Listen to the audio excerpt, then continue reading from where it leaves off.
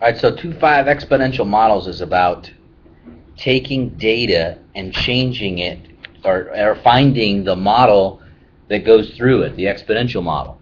So in example 1 in the book, you're given some data, number of days, number of insects, and they said that in the lab experiment on the growth of insects, there were 74 insects, blah, blah, blah.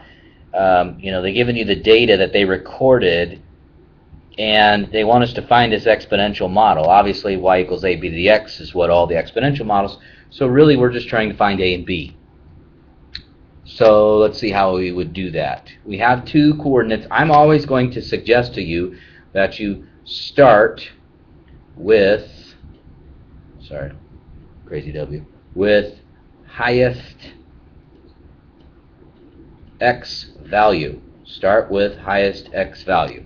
Perhaps I should have chosen a different place to write this down, but I'm going to start with this one.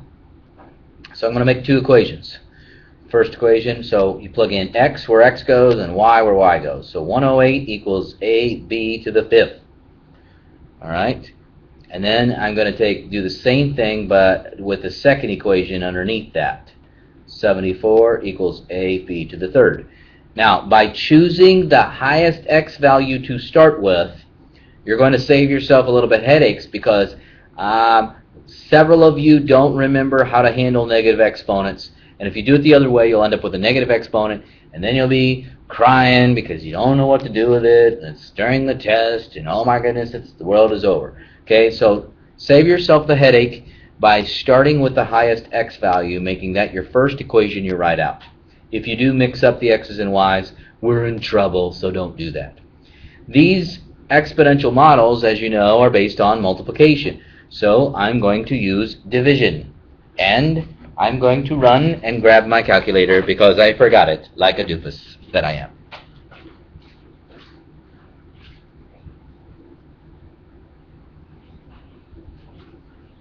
And I'm back. Yes.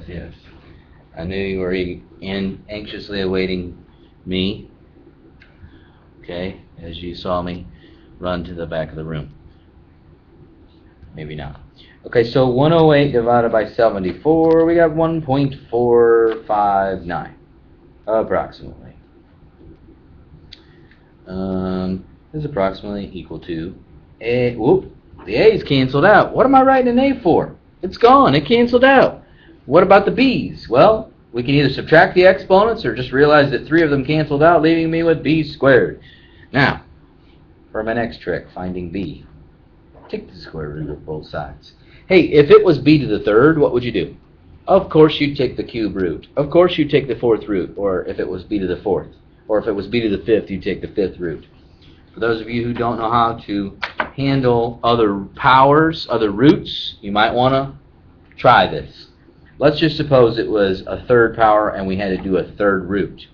So we type the root that we're looking for under math. When you hit the math button over here on the left side, right here where it says math, you can see that there's one called the xth root. Now right above it I see there is a cube root function, but I want you to get used to using number 5 in case you have to have a fourth root or a fifth root or a sixth root.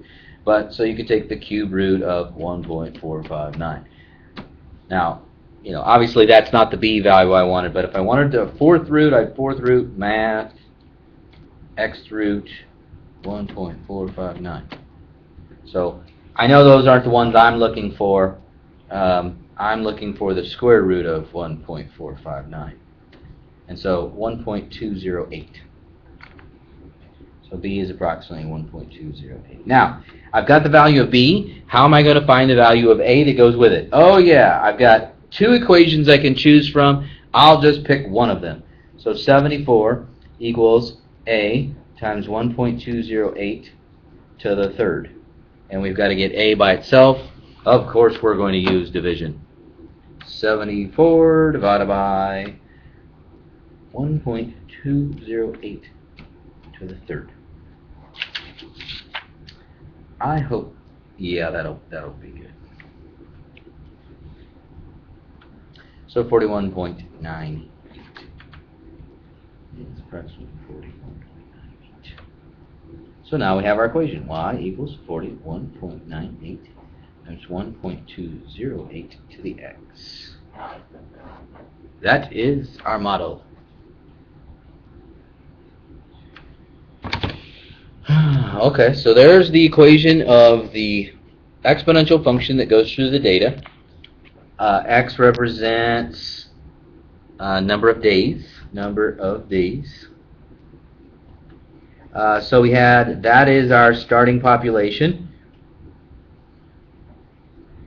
Probably was 42, I'm just guessing. Population, yeah, good.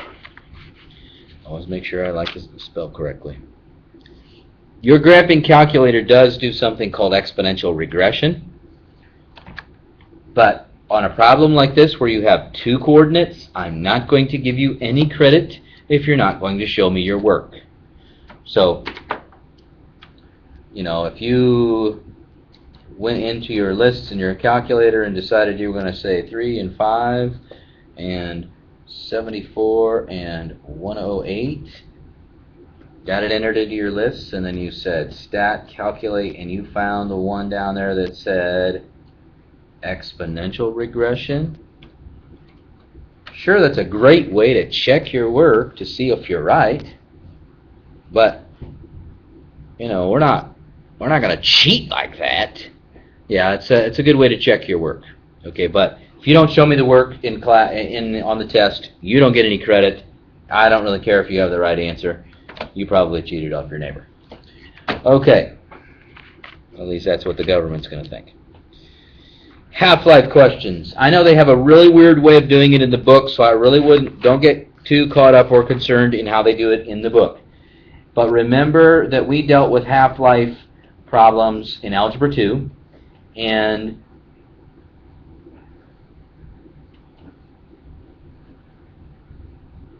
they kind of look like this. And what you're going to notice is when we say half-life, that's the growth factor. That's B right there. You get these kids that are coming up to me thinking, well, Mr. Staley, this question doesn't say what the growth factor of the half-life problem is, like on a quiz or a test. Well, I respond and say, well, it's a half-life problem. And they just look at me and then they go, yeah, but Mr. Staley, it doesn't say what the growth factor is. And I'm thinking, how do you help a child like this? Okay, so I'm trying to warn you. Growth factor on a half-life problem is always 0.5.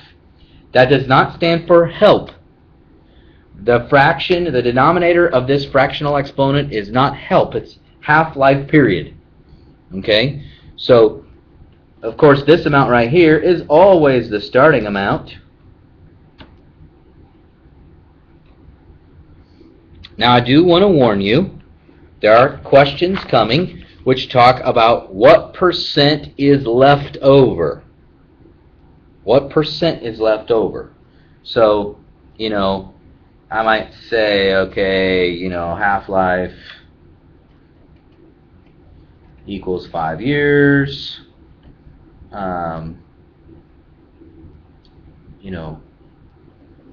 What percent remains after 12 years? Students always ask me, I don't know what to do with that. Well, what percent do we always start with?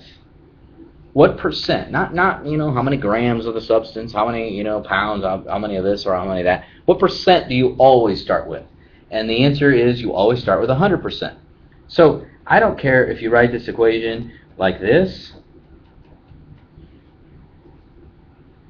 and then where do you put the 12? Sure, you put the 12 in here. Or if you decide, instead of writing it in that fashion, you decide you want to use the decimal form. What's the decimal form of 100%? That's right, it's a 1. Okay?